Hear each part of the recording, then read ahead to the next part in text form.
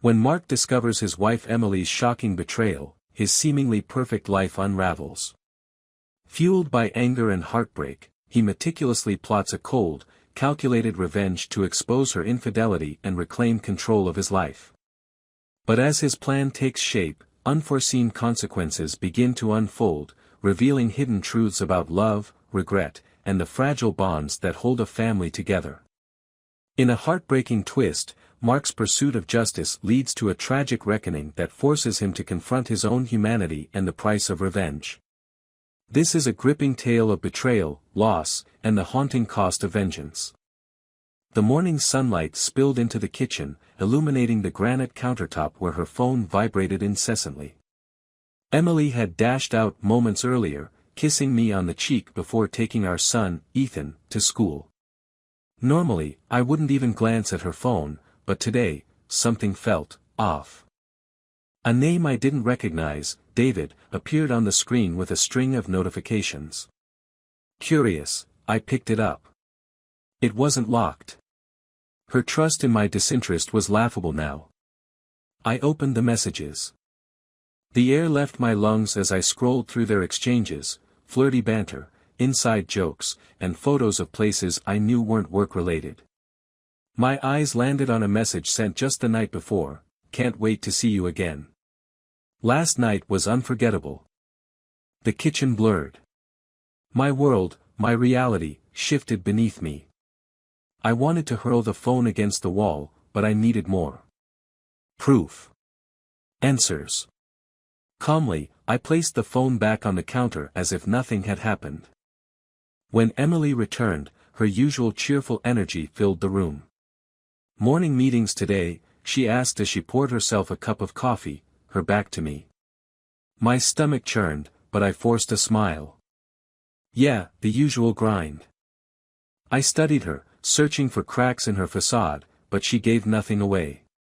She hummed to herself, sipping her coffee like the devoted wife she pretended to be. The rest of the week was unbearable. I couldn't focus at work, couldn't sleep. At night, I'd lie beside her, feigning slumber while replaying the messages in my mind. Who was David? How long had this been going on? The following weekend, she announced another work trip. It was routine by now, her packing light, leaving with an air of professionalism, and returning with stories of conferences and client meetings. But this time, I couldn't let it go unchecked. I waited until she left, then called in reinforcements. A private investigator named Victor came highly recommended. His gruff demeanor and no-nonsense approach reassured me that he wouldn't sugarcoat the truth. "She's been gone how long?" Victor asked, jotting down notes in his leather-bound book. 2 hours, I replied. "She's heading to Denver, at least that's what she said." Victor nodded. "I'll start tracking her now. You'll hear from me soon." That night, I sat alone in the quiet house, the walls closing in around me. Memories of our early days together flickered in my mind, the laughter, the late-night drives, the promises we made. Was all of it a lie? Or had she changed along the way, trading the life we built for the thrill of something, or someone, new? The next few days crawled by, each hour heavier than the last. Then, on the 4th day, Victor called. His voice was calm but carried a weight that confirmed what I already knew. "She's not in Denver," he began. "She's in Aspen. And she's not alone." The photos arrived in my inbox that evening. They showed Emily laughing with a man I could only assume was David. He was tall, impeccably dressed, with an easy confidence that oozed from every frame. They were having dinner at a candlelit restaurant, their body language intimate and familiar. Another image showed them holding hands as they strolled through a park. I felt sick. Rage bubbled beneath the surface, but so did something more profound, heartbreak. This was the woman I had vowed to love and cherish, the mother of my child. How had it come to this? I printed the photos and tucked them into a folder labeled Evidence. It felt surreal, like I was preparing for a court case instead of dealing with the implosion of my marriage. I wasn't ready to confront her yet, not without a plan. She had blindsided me, I wouldn't give her the same opportunity. When Emily returned from her trip, she was all smiles. "The conference was amazing," she said, unloading her suitcase in the living room. "They're already talking about next year." I bit back the urge to ask her if David would be attending too. Instead, I played my part, the supportive husband, the clueless fool. "Sounds like it was a success," I said, forcing a grin. Inside, I was seething. That weekend, I drove to my parents' house to drop Ethan off for the night. They were always happy to have him, and it gave me the space I needed to process everything. My father, a no-nonsense man with a penchant for hard truths, could sense something was wrong. "Everything okay, son?" he asked as we stood in the driveway. "Yeah, just busy with work," I lied. He didn't push, but his knowing look stayed with me as I drove back home. I spent the night crafting my plan. Emily had taken my trust and shattered it. I wouldn't let her walk away unscathed. This wasn't just about revenge, it was about reclaiming my dignity, my sense of control. She had built a house of cards, and I was about to knock it down. Victor's follow-up report was thorough. Emily and David had been meeting for months, often under the guise of her work trips. Aspen was their latest rendezvous, but not the only one. Miami, Chicago, and even a week in Napa Valley, they were living the kind of carefree romance I thought we had left behind only because of the responsibilities we'd embraced. The file included receipts, surveillance photos, and phone logs. It painted a vivid picture of betrayal. The weight of their deception pressed against my chest as I sifted through the evidence. Emily had played me like a fool. But if she thought I'd simply confront her with this and let her wriggle out of it, she didn't know me at all. I spent the next week laying the groundwork for my plan. I contacted our lawyer to update my will and ensure custody arrangements were favorable to me. I pulled out our financial records and made subtle adjustments, freezing shared accounts and transferring funds into one she couldn't access. Her credit cards, tied to my accounts, would work for now. They wouldn't when the time came. Each move brought me a mix of relief and anger. Relief that I was taking control, anger that I had to. Emily noticed nothing. She went about her days as if everything was normal, which only deepened my resentment. When she smiled at me across the dinner table or brushed her hand against mine, it felt like a cruel joke. Did she even feel guilty? Or had she justified her actions so thoroughly that she believed she was in the right? That Friday, she dropped a bombshell. "I'm heading to Chicago next weekend," she said, casually folding laundry. "Another conference." "Another one?" "They're keeping you busy," I replied, masking the storm inside me. "It's good for networking," she said without looking up. "And good for us, you know. More clients, more stability." Her words felt like venom, and I had to fight the urge to laugh. Stability? That was rich coming from her. "That makes sense," I said instead, playing the role of the supportive husband. Inside, I was counting down the days. Victor had already confirmed that David lived in Chicago. This conference would undoubtedly involve more than networking. The morning of her departure, Emily kissed me goodbye in the driveway. Ethan was still asleep, his small figure bundled under his blanket. "I'll call when I land," she said, her tone warm and cheerful. "Safe travels," I replied. As her car disappeared down the street, I pulled out my phone and called Victor. "She's on her way," I said. "Got it," he replied. "I've got her itinerary. We'll keep eyes on her." "Good." I hung up and stared at the empty driveway, a storm of emotions swirling within me. Betrayal, sadness, anger, they all collided, leaving me numb. I couldn't allow myself to feel it fully. Not yet. While Emily was in Chicago, I set the final pieces of my plan in motion. The first step was subtle.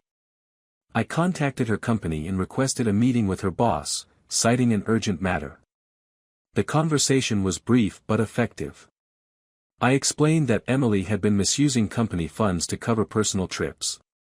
I provided just enough evidence to make my case without implicating myself. Her boss, a stern woman named Linda, promised to investigate. "If this is true, it's a serious breach of ethics," she said. "Thank you for bringing it to my attention." I left the meeting with a bitter taste in my mouth. It wasn't satisfying. None of this was. But it was necessary. Emily returned from her trip on Sunday evening, glowing in a way that made my stomach turn. She seemed lighter, happier. The sight of her disgusted me. "Chicago was great," she said as she unpacked her suitcase. "The sessions were informative, and I think I made some good connections." "Glad to hear it," I replied, forcing a smile.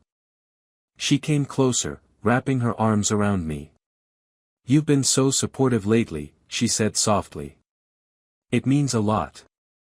I stood stiff in her embrace, every muscle in my body resisting the urge to push her away. "Of course," I said, my voice hollow. The next day, I got a call from Linda. "We've completed our internal review," she said. "You were right. Emily has been misusing company funds. We're terminating her contract effective immediately."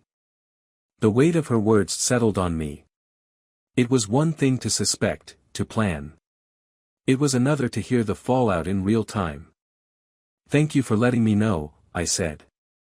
I hung up and sat in my office, staring at the phone. This was just the beginning. That evening, I waited for Emily to come home. She was late, as usual, her phone calls vague and dismissive. When she finally walked through the door, her face was pale, her eyes wide with shock. "What's wrong?" I asked, feigning concern. "I lost my job," she said, her voice trembling. "They accused me of misusing funds.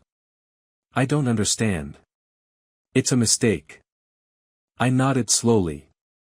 "That's terrible," I said, my tone carefully measured. Her eyes searched mine, desperate for reassurance. "You believe me, don't you?" she asked. "I don't know," I replied, letting the words hang between us.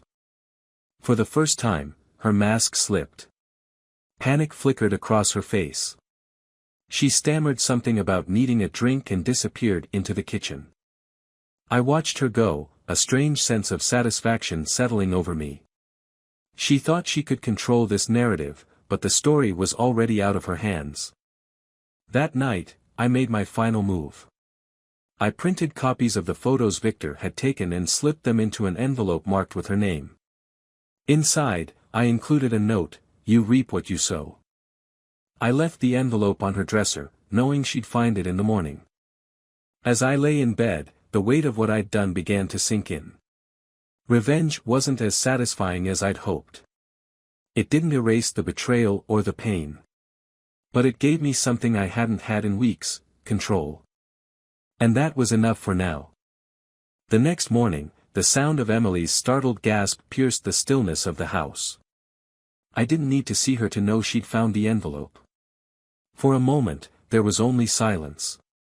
Then, I heard the sharp click of her heels on the hardwood floor as she marched toward the kitchen, where I was calmly drinking my coffee. "What the hell is this?" she demanded, slamming the envelope onto the table. Her face was flushed, her hands trembling. I looked up at her, feigning surprise. "What's what?" "These pictures," she spat, pulling them out. The evidence of her affair was now spread across our kitchen table, her and David at dinner, walking hand in hand, and even one of them sharing a kiss outside a hotel. "I thought you'd recognize them," I said evenly. "After all, you were there." Her face twisted with a mix of anger and panic. "You were spying on me." "You mean confirming what I already knew?" I countered, my voice calm but cutting. "Yes, Emily, I was." She sank into the chair across from me, the fight draining from her body. "I can explain," she said weakly, but I held up a hand to stop her. "Don't," I said. I'm not interested in your excuses. I've seen enough. I've heard enough. And frankly, I've had enough. Tears welled up in her eyes, but I felt no sympathy. Mark, it was a mistake, she pleaded. I didn't mean for this to happen. A mistake? I repeated, my voice rising. A mistake is forgetting to turn off the stove. What you did was deliberate. You lied to me, to our son, to everyone. Her tears spilled over, but I remained unmoved. I didn't mean to hurt you, she said, her voice breaking. I laughed bitterly. You didn't mean to hurt me. Do you even hear yourself? You've been carrying on with this guy for months, probably longer. And you didn't mean to hurt me. She opened her mouth to respond but seemed to think better of it. For once, she had no defense. The rest of the day passed in tense silence. Emily retreated to the bedroom, leaving me to my thoughts. I spent the afternoon organizing files for my lawyer, preparing for the inevitable divorce proceedings. There was no turning back now. That evening, Emily re-emerged, her face pale and drawn. She sat across from me at the dinner table, her usual confidence replaced by uncertainty. What happens now? She asked quietly. I looked up from my plate, meeting her gaze. What happens now is that I file for divorce. She flinched as if I'd struck her. Mark, please, she said. We can work through this. For Ethan's sake. For Ethan's sake. I repeated, my voice filled with disbelief. You're going to play the family card now? After everything you've done? I made a mistake, she said again, her voice trembling. But I love you. I love our family. I shook my head. You don't get to say that. Not after what you've done. Her eyes filled with fresh tears, but I didn't waver. I couldn't. I wouldn't. The days that followed were a blur of legal meetings and tense conversations. Emily tried to salvage the situation, pleading with me to reconsider. She promised to cut ties with David, to go to counseling, to do whatever it took to make things right. But it was too late. The damage was done. One evening, as we sat in the living room, she made one last desperate attempt. Mark, she said softly, her voice filled with emotion. I know I've hurt you. But I love you. I love Ethan. I don't want to lose you. I turned to her, my expression unreadable. Do you love me? I asked. Or do you just hate the idea of losing what we built? Her silence was answer enough. The final blow came when I told Ethan about the divorce. I had rehearsed the conversation a dozen times, but nothing could prepare me for the look of confusion and pain on his face. Why? He asked, his voice small. Sometimes grown-ups make mistakes, I said carefully. And sometimes those mistakes are too big to fix. Is it because of Mom? He asked, his eyes wide. I hesitated, then nodded. Yes, buddy. It's because of something Mom did. But that doesn't mean we don't both love you very much. He didn't respond, just stared at the floor, his little shoulders shaking. My heart broke as I pulled him into a hug, wishing I could shield him from the fallout of Emily's betrayal. The day Emily moved out was eerily quiet. She packed her things without a word, her face a mask of regret. As she carried the last box to her car, she turned to me, her eyes filled with tears. I'm sorry, she said. I didn't respond. I just watched as she got into the car and drove away. For the first time in months, the house felt peaceful. Empty, but peaceful. I poured myself a drink and sat on the couch, staring out the window. This wasn't the life I had envisioned, but it was mine now. And for the first time in a long time, I felt like I was in control. Ethan adjusted faster than I expected. Kids are resilient, or at least that's what I told myself. He spent weekdays with me and weekends with Emily in her new apartment. While I focused on rebuilding our lives, Emily seemed to hover in limbo, calling more often than necessary, leaving lingering texts about how things used to be. I ignored them, pouring my energy into my son and my work. Life had settled into a new normal. Until it didn't. It started with a phone call late one night. I was cleaning up after dinner, Ethan tucked in upstairs. The phone rang, the number unfamiliar. I hesitated but picked up. "Mr. Mark Johnson?" a firm voice asked. "Yes, who's this?"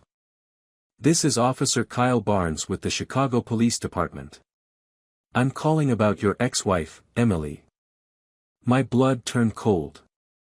"What happened?" "I'm sorry to inform you," he began, the words every person dreads. "Emily was involved in a car accident this evening. She didn't make it." The room tilted. I gripped the counter to steady myself. "Are you sure?" I stammered. "I'm afraid so, sir. We found her ID and contacted you as her emergency contact." The rest of the conversation passed in a blur of details: late-night rain, a slick highway, and a crash that had left her car unrecognizable. I thanked the officer mechanically, hung up, and sat down heavily. Emily was gone. The woman who had betrayed me, the woman I once loved, the mother of my child, gone in an instant. Telling Ethan was the hardest thing I've ever done. He stared at me, his young mind struggling to process the enormity of it. "What do you mean Mom's gone?" he whispered. I pulled him into my arms as he sobbed, his little body trembling. "I'm so sorry, buddy. She loved you so much." The words felt inadequate, but what else could I say? She wasn't coming back. In the days that followed, the house filled with a silence that felt different from before. Not peaceful, but suffocating. Emily's absence was everywhere, in Ethan's tear-streaked face, in the photos I hadn't yet taken down, in the sudden halt of her messages that I used to resent. I found myself haunted by memories I thought I'd buried. The way she used to laugh at my bad jokes, how she'd hum while making pancakes on Saturday mornings, the nights we stayed up dreaming about our future. It was all tarnished by her betrayal, but now, with her gone, those memories took on a bittersweet hue. The funeral was small, mostly family and a few close friends. David was conspicuously absent. I didn't ask about him, it didn't matter anymore. I stood at the edge of the cemetery, Ethan clutching my hand as we watched her casket lowered into the ground. "I'll miss her," he whispered, his voice barely audible. "Me too," I admitted, surprising myself. Despite everything, part of me would always miss her. Weeks turned into months.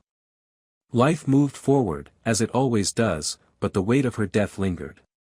Ethan became quieter, retreating into himself in a way that worried me. One evening, I found him sitting on his bed, clutching a photo of the three of us from a trip to the beach years ago. "I wish things were like they used to be," he said softly. "I know," I said, sitting beside him. "I do too." One night, months after the funeral, I couldn't sleep. The house felt too quiet. I found myself drawn to the box of her things I'd tucked away in the attic. It was mostly meaningless items, old clothes, a stack of books she loved, and her favorite coffee mug. But at the bottom of the box, I found something unexpected: her journal.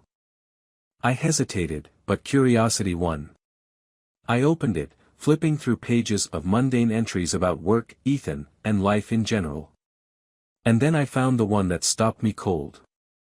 I wish I could undo it all. I didn't mean to hurt Mark. I love him, but I got lost somewhere along the way. David doesn't mean what Mark does to me, but I didn't know how to stop. If I could go back and make different choices, I would. I just hope someday Mark can forgive me. My breath caught. I closed the journal, staring at the wall as her words sank in. She had regretted it. Maybe not enough to confess, but enough to carry that regret with her. Enough to wish for a chance to make things right. The days that followed were harder than I expected. I tried to push her words aside, but they clung to me. They didn't absolve her, but they complicated the clean lines I had drawn around her betrayal. It wasn't just black and white anymore. Late one night, I found myself standing in the kitchen, staring at the envelope I had sent her weeks before she died. I had kept it, unopened, a reminder of the power I thought I'd wielded. Now, it felt like ashes in my hands. I burned it in the fireplace. In the end, I realized there were no winners in this story. Emily had made mistakes, and so had I. In my pursuit of revenge, I had hardened myself, shutting out the possibility of reconciliation. Her death didn't undo what she had done, but it forced me to confront the depth of my own bitterness, and the cost it had exacted on both of us. Ethan and I are still finding our way. Some days are easier than others. But as I tuck him into bed each night, I hold on to one truth: love, even when broken, leaves a mark. And sometimes, that mark is all we have left.